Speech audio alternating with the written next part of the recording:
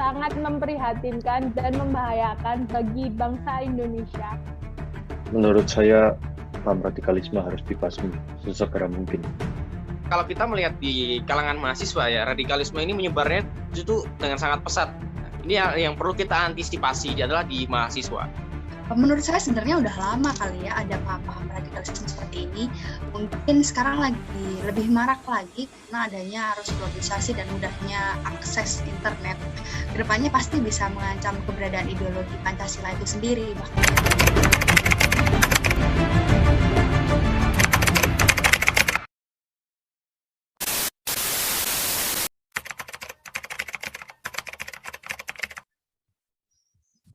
Ya, jadi salah ideologi Indonesia adalah ideologi Pancasila dan ini sudah dianut semenjak kemerdekaan.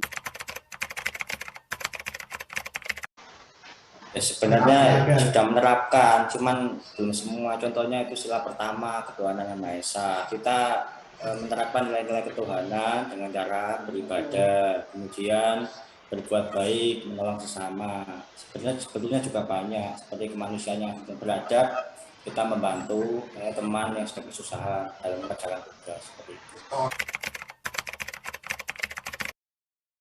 Baik, sepengertian saya, radikalisme adalah suatu paham atau ideologi yang wataknya itu ekstrim, jadi lebih kekerasan daripada kekeluargaan untuk mencapai goals-goals tertentu atau tujuan tertentu dari suatu kelompok.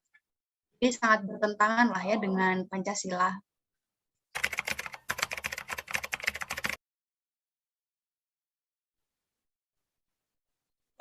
Jadi radikalisme ya, karena menurut saya itu juga radikalisme itu suatu hal yang sebenarnya sudah bukan marak lagi buat sekarang, tapi sebenarnya sudah ada dari zaman saat-saat kemerdekaan dulu. Contohnya adalah ada di Piagam Jakarta. Sebelum terbentuknya Pancasila itu kan di bagian pertama mereka para orang-orang itu yang menyusun Piagam Jakarta itu setuju untuk membuat ketuhanan dengan kewajiban menjalankan syariat Islam bagi pemeluk-pemeluknya. Di sini harusnya kita sudah sadar sebenarnya bahwa dari dulu memang sebenarnya karena Islam menjadi agama yang mayoritas, beberapa oknum orang itu akhirnya ingin sekali menjunjung tinggi Islam di Indonesia. Tapi di sisi lain mereka tidak melihat bahwa di bagian timur Indonesia, di bagian mananya itu tidak hanya Islam yang ada Kristen, ada Katolik, ada Hindu, dan ada Buddha. Jelas sekali jika Piagam Jakarta diteruskan dan tidak diganti dengan Pancasila, itu akan memecah belah bangsa Indonesia yang mereka notabene-nya orangnya bermacam-macam. Jadi menurut saya kembali lagi, sebenarnya dari dulu Indonesia itu sudah tidak asing lagi dengan radikal. Dan itu mungkin dikarenakan ya Islam sebagai agama mayoritas, namun tidak menutup kemungkinan bahwa sebenarnya di dalam agama-agama lain yang juga ada. Karena itu saya bilang oknum, dan karena tidak semua orang itu radikal gitu.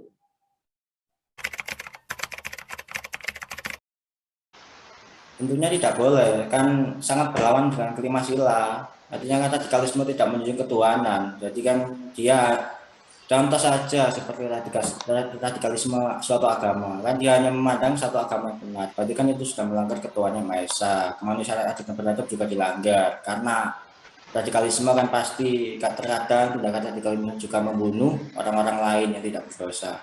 Jadi ya tentu tidak sesuai dengan Pancasila maupun sila kedua, ketiga, keempat, dan juga kelima.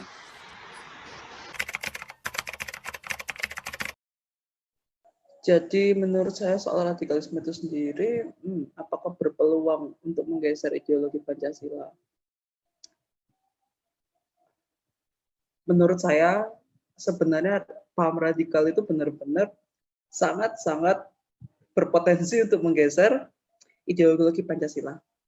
Karena masyarakat Indonesia sendiri sebenarnya suka sekali dan mudah sekali mengadu domba dan diadu domba.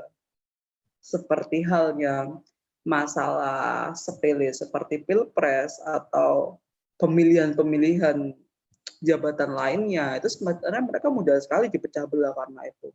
apalagi jika membawa-bawa yang namanya agama. Karena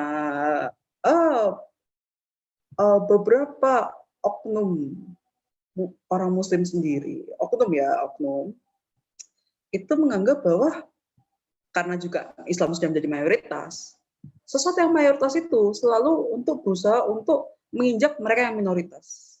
Menurut saya seperti itu. Jadi mereka akan merasa bahwa yang Indonesia itu bisa sampai merdeka juga karena bantuan dari kiai-kiai pada zaman dahulu kala. Indonesia itu juga kebanyakan orangnya Islam, dan harusnya kan berarti kan Islam itu paling benar, Islam itu paling gini, paling gitu. Padahal dari Al-Quran sendiri, saya paham sendiri bahwa Allah Subhanahu wa Ta'ala itu menciptakan perbedaan itu adanya perbedaan itu bukan untuk semakin dipecah belah.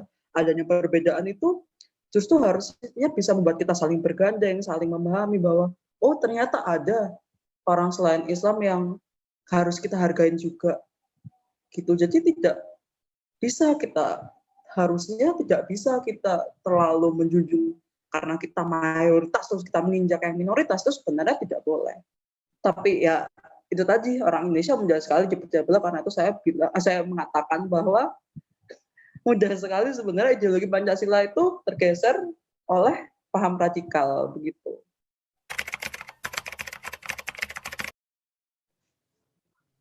Baik ya, kalau pertanyaan layak atau tidak, ini sudah benar-benar bisa dijawab dengan jelas ya, itu adalah tidak layak ya. Nah, tapi ketika kita berbicara mengenai kepribadian bangsa ya, kepribadian bangsa kita itu majemuk. Karena mengapa? Pada dasarnya bangsa Indonesia ini merupakan bangsa yang terdiri dari kepulauan gitu, dari geografis, itu banyak sekali perbedaan. Nah, kemajemukan inilah yang nantinya memberikan tantangan tersendiri bagi berkembangnya suatu bangsa, terutama bangsa Indonesia ini. Nah, terkait dengan banyaknya perbedaan, ya, nanti itu akan menimbulkan banyak spekulasi baru, banyak pendapat baru, banyak pandangan-pandangan baru, ya, kurang lebih seperti itu. Dan terkait dengan pandangan radikalisme yang dibahas pada malam ini, memang radikalisme ini suatu pemahaman yang salah, dan memang mungkin nanti di masyarakat itu sudah bisa melihat dengan jelas bahwasannya paham ini bukanlah paham yang cocok untuk berkembang di Indonesia. Baik, mengenai persebaran radikalisme di mahasiswa ya. Mungkin kalau kita membicarakan di lingkungan kampus ya, radikalisme ini tidak berani memunculkan pemahaman mereka di dalam kampus ya, tapi mereka bergerak di luar kampus. Tapi lingkungannya tetap di lingkungan mahasiswa. Ini yang perlu diwaspadai. Jadi kalau di dalam kampus tidak ada paham radikalisme karena tidak tampak. Ketika kita melihat di luar, bibit-bibit radikalisme itu bisa muncul di dalam diri mahasiswa. Inilah yang perlu kita antisipasi lebih lanjut. Iya, saya pernah mendengar ada beberapa kampus itu terdapat paham radikalisme muncul dengan modus-modus menggaungkan persepsi Islam tertindas oleh musuh-musuhnya, terus ada yang menyasar lembaga dakwah mahasiswa dan lembaga dakwah fakultas, dan menguasai masjid-masjid di area kampus untuk kaderisasi. Menurut saya faktor yang paling berpengaruh di dalam kampus itu ya adanya kakak kelas yang sudah terpapar sebelumnya, lalu dia menurunkan seperti virus tersebut ke adik kelas.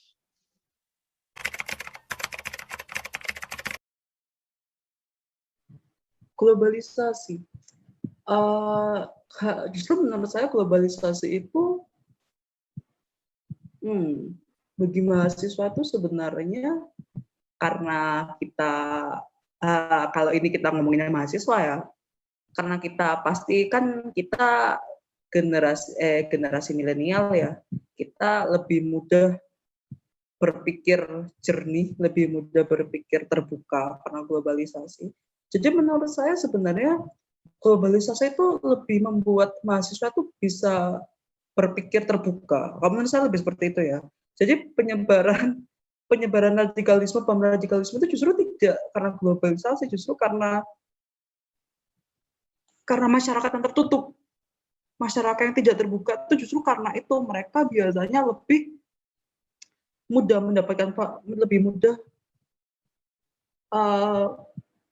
mencerna paham-paham radikal. Jika globalisasi itu kayak seperti mudahnya internet itu, jika kita melihat suatu hal kayak gini, kayak kita pasti juga akan mencari, biasanya tuh mereka akan mencari hal-hal lain yang berhubungan dengan hal itu. Lalu kamu kan bahwa, oh sebenarnya nggak bisa kok dilihat dari sudut pandang ini doang, bisa kok dilihat dari sudut pandang lain. Gitu. Jadi dengan adanya internet, dengan adanya globalisasi, dengan adanya ini itu, kita tuh bisa, karena globalisasi juga ya, kita bisa mengenal lebih banyak orang, bisa mengenal lebih banyak bahasa, ragam suku, ras, di seluruh dunia. Jadi kita lebih terbuka biasanya. Dengan hal itu kita biasanya menjadi orang yang lebih terbuka. Tapi jika generasi di atas 9, saya nggak tahu ya, saya kurang tahu ya, karena mereka mainnya Facebook. Biasanya paham radikal itu disebar di daerah Facebook. Tolong yang punya Facebook itu ya. Ya jadi ya kembali lagi menurut saya kesimpulannya adalah justru globalisasi itu membuat mahasiswa-mahasiswa seperti saya pada generasi saya ini bisa berpikiran lebih terbuka karena berkenalan dan bertemu dengan banyak orang, mau itu secara langsung apapun secara sosial media gitu. Baik, kita sebagai mahasiswa ya, kita juga sebagai warga negara Indonesia yang artinya kita memiliki kewajiban untuk mentaati ideologi Pancasila kita ya, untuk berpegang teguh kepada Pancasila ya, yang mana Pancasila sebagai dasar ideologi hidup bangsa ya, pedoman hidup bangsa. Nah, kita sudah memiliki kewajiban gitu. Ketika kita sudah menjadi mahasiswa, nah kita punya poin plus ya, karena kita bukan sekedar siswa lagi, tapi sebuah maha ya. Kata maha ini diartikan sebagai orang yang memiliki kemampuan lebih begitu. Nah, maka di situ diharapkan ya mahasiswa ini sebagai salah satu tombak bangsa gitu. Ketika kita untuk menegakkan ideologi Pancasila ya, mahasiswa ini punya peran besar. Karena apa? Mahasiswa ini jumlahnya bukan cuma 1-2 orang aja, tapi beribu-ribu orang. Nah, inilah yang nanti membantu ya penerapan Pancasila di kehidupan dan mempertahankan ideologi Pancasila. Kurang lebih seperti itu.